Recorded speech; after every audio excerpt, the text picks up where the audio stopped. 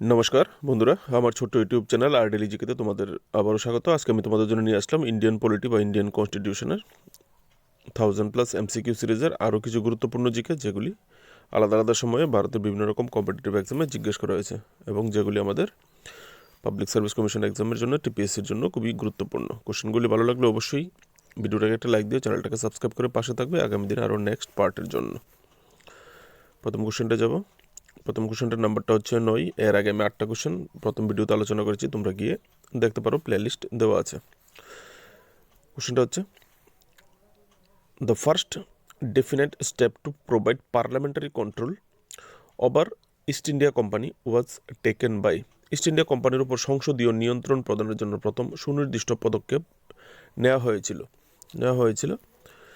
The regulating act 1773 মাধ্যমে। এখান থেকে তোমরা দেখতে পারো 1773 সালের 1773 সালের রেগুলেটিং অ্যাক্টটি কী কারণে করা হয়েছিল, এখান থেকে তোমরা ডিটেলসটা দেখে নিও। যেগুলি আমি হাইলাইটেড করে দিই, ব্ল্যাক একটু মোটা করে দিই, পয়েন্টগুলি একটু দেখে নেবে, গুরুত্বপূর্ণ। আর এই কোশ্চেনটা জিজ্ঞেস করা হয়েছিল কম্বাইন্ড ডিফেন্স সার্ভিস এক্সাম 2005-এর এক্সামে জিজ্ঞেস করা হয়েছিল। পরের কোশ্চেনটা যাব, মন্টেগু চ্যামসফোর্ড রিপোর্টের ভিত্তি কী? The Montagu Chelmsford report formed the basis of, আনসারটা হবে the Government of India Act 1919। এই গভর্নমেন্ট অফ ইন্ডিয়া অ্যাক্ট 1919 আর এই মন্টেগু চ্যামসফোর্ড রিপোর্ট, এটা নিয়ে প্রায় সময় চেঞ্জ করে কোশ্চেন আসে। গভর্নমেন্ট অফ ইন্ডিয়া অ্যাক্ট 1999 আর মন্টেগু চ্যামসফোর্ড রিপোর্ট দুটোটা একই জিনিস, একটা লোকে রিলেটেড। এখান থেকে তোমরা দেখতে পারো মন্টেগু চ্যামসফোর্ড সংস্কার, যেটাকে মন্টেগু চ্যামসফোর্ড রিফর্মস বলা হয়, বা সংক্ষেপে বলা হয় মন্টফোর্ড সংস্কার, মন্টফোর্ড রিফর্ম, ঠিক আছে। আরও যদি শর্টে বলে, দুটোটাই একই, ঠিক আছে, নামে পরিচিত। ব্রিটিশ ভারতের অধীনে ধীরে ধীরে স্বশাসিত প্রতিষ্ঠান চালু করার জন্য উপনিবেশিক সরকার প্রত্যাবর্তন করেছিল, ঠিক আছে। আর এই দুজন, একজন ছিল ভারতের সেক্রেটারি অফ স্টেট, যেটা ছিল এডউইন মন্টেগু, আর লর্ড চ্যামসফোর্ড ছিল ভারতের ভাইসরয়। এই দুইজন মিলিতভাবে এই যে সংস্কারটা, রিফর্মটা এনেছিল, যেটাকে গভর্নমেন্ট অফ ইন্ডিয়া অ্যাক্ট 1919 বলা হয়ে থাকে, বা মন্টেগু চ্যামসফোর্ড রিফর্ম, ঠিক আছে। এখান থেকে দেখতে পারো। এই কোশ্চেনটাও জিজ্ঞেস করা হয়েছিল কম্বাইন্ড ডিফেন্স সার্ভিস এক্সাম 2005-এ। পরের কোশ্চেনে যাব,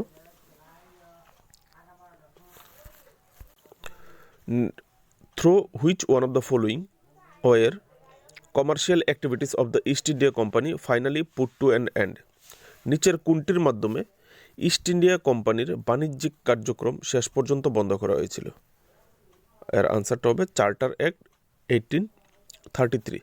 এর কিন্তু আরেকটা কোশ্চেন আছে, আমি আগের ভিডিওতে করেছিলাম, এখানে দুটো কোশ্চেন হয়, ঠিক আছে। একটা কোশ্চেনে বলা হয়েছে চার্টার মানে কোন আইনের মাধ্যমে ইস্ট ইন্ডিয়া কোম্পানির একচেটিয়া অধিকার, মনোপলি একটা ওয়ার্ড ইউজ হয়। এখানে এই কোশ্চেনটাতে কিন্তু মনোপলি ওয়ার্ডটা ইউজ হয়নি। যদি কোশ্চেনে মনোপলি ওয়ার্ডটা কোনো সময় ইউজ হয়, তাহলে মনে রাখবে চার্টার অ্যাক্ট 1813, চার্টার অ্যাক্ট 1813 সালের মাধ্যমে একচেটিয়া যে ইস্ট ইন্ডিয়া কোম্পানির একচেটিয়া যে বাণিজ্য চলছিল বাজারে, সেটাকে অ্যাবলিশ করা হয়েছিল, কমিয়ে আনা হয়েছিল।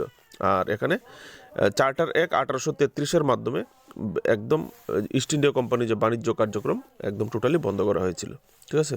দুটো কিন্তু দুই রকম, একটাতে একচেটিয়া অধিকার কমানো হয়েছিল, আর একটাতে কমপ্লিটলি বন্ধ করা হয়েছিল।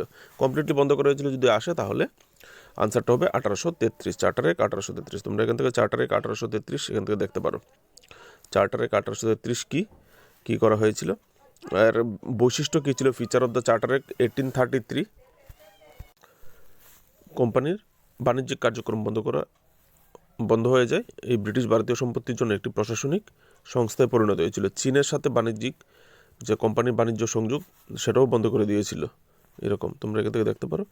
তারপর বিশেষ কিছু প্রভিশন, এই চার্টার অ্যাক্ট 1833,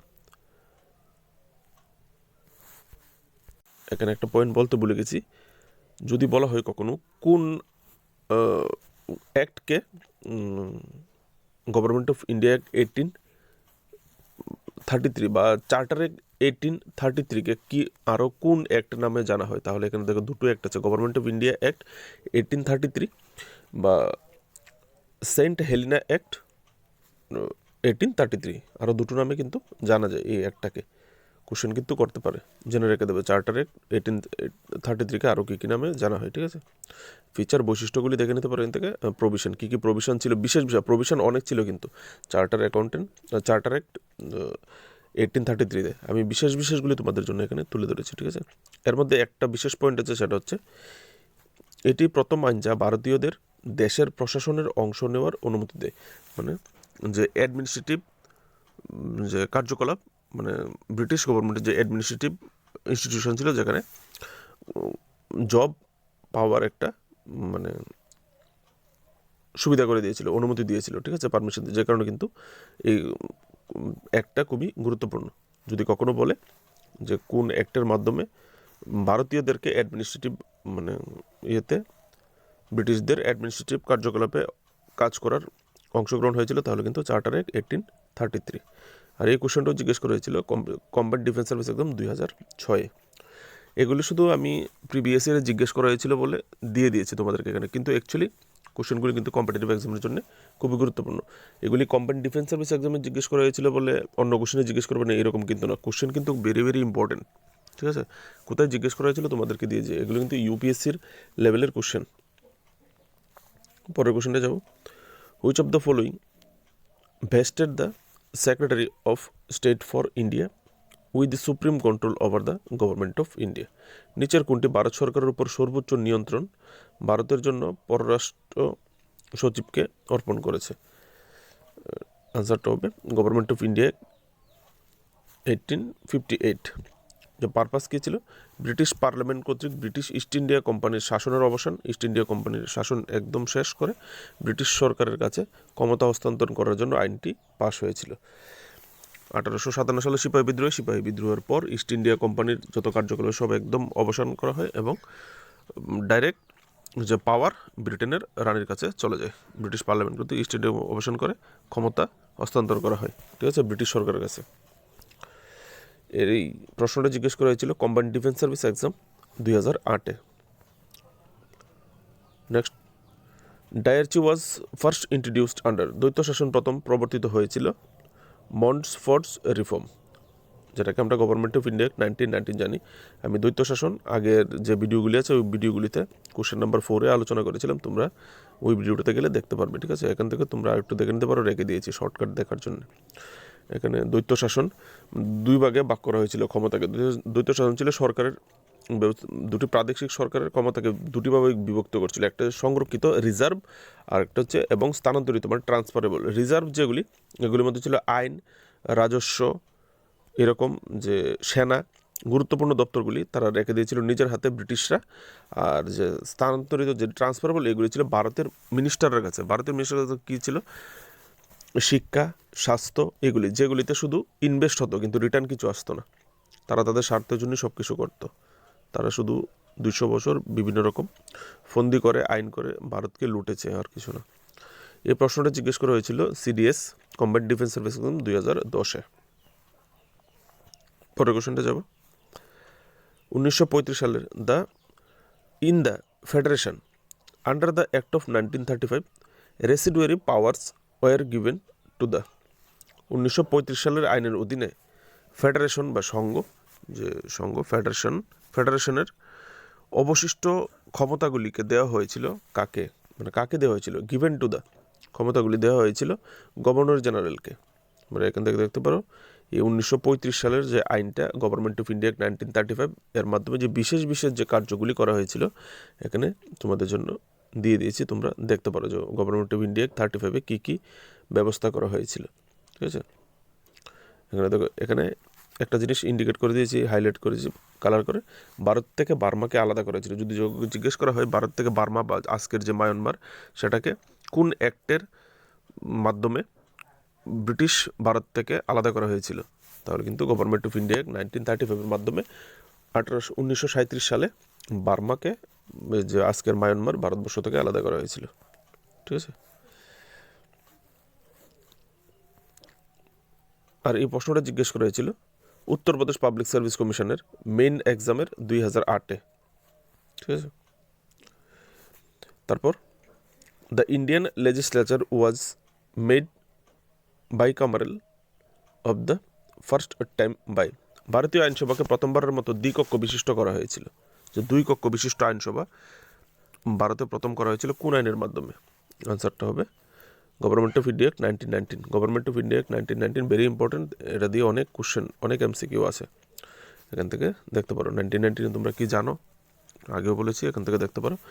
2 কক্ষ বিশিষ্ট আইনসভার উচ্চকক্ষ আর নিম্নকক্ষ, যেটা আমাদের বর্তমানে লোকসভা লোয়ার হাউস আর রাজ্যসভা আপার হাউস, ঠিক আছে, উচ্চকক্ষ।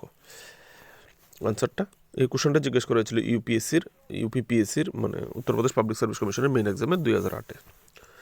পরের কোশ্চেনে যাবো, which of the following is correct, নিচের কোনটি সঠিক? এখানে কিছু স্টেটসমেন্ট দেওয়া আছে, এই স্টেটসমেন্টগুলির মধ্যে কোন স্টেটমেন্টটা সঠিক? আনসারটা হবে প্রথম স্টেটমেন্টটা সঠিক, ঠিক আছে, বাকিগুলি ইনকারেক্ট। প্রথম স্টেটমেন্ট ছিল the Nehru report 1928 had advocated the inclusion of fundamental rights in the constitution of India. Nehru report 1928 প্রধানত ভারতের সংবিধানে মৌলিক অধিকারের যে অন্তর্ভুক্তির পক্ষে ছিলেন, এটা সঠিক, ঠিক আছে। নেহেরু রিপোর্টে আরও কী কী ছিল তোমরা এখান থেকে দেখতে পারো। নেহেরু রিপোর্টটি ছিল একটি স্মারকলিপি যা ব্রিটিশ ভারতে 1928 সালে একটি সর্বভারতীয় সর্বদলীয় সম্মেলনের দ্বারা প্রস্তুত করা হয়েছিল, সব দলের সম্মেলনের মাধ্যমে প্রস্তুত করা হয়েছিল। রিপোর্টটি সভাপতিত্ব করেছিল জওহরলাল নেহরুর বাবা মতিলাল নেহরু। তো জওহরলাল নেহরু ছিলেন সচিব, সেক্রেটারি ওই সময়, ঠিক আছে। প্রতিবেদনে ভারতের জন্য একটি ফেডারেল সরকার, একটি আধিপত্যের মর্যাদা এবং সাংবিধানিক মৌলিক অধিকার অন্তর্ভুক্তির প্রস্তাব করা হয়েছিল। এই আইনসভাগুলিতে সংখ্যালঘুদের জন্য সুরক্ষিত আসন এবং সহ যৌথ নির্বাচক মণ্ডলীর ধারণার রূপরেখা দিয়েছিল, ঠিক আছে। নেহরু রিপোর্টে আরও 2-3টা বিষয় যেগুলি আছে, ভাষাগত প্রদেশ গঠন, যে ভাষার উপর ভিত্তি করে রাজ্য বা অঞ্চল গঠন করা, রাষ্ট্র ও ধর্মের বিচ্ছেদ, মুসলিম সংখ্যালঘুদের সংস্কৃতি ও ধর্মীয় অধিকারের সুরক্ষা।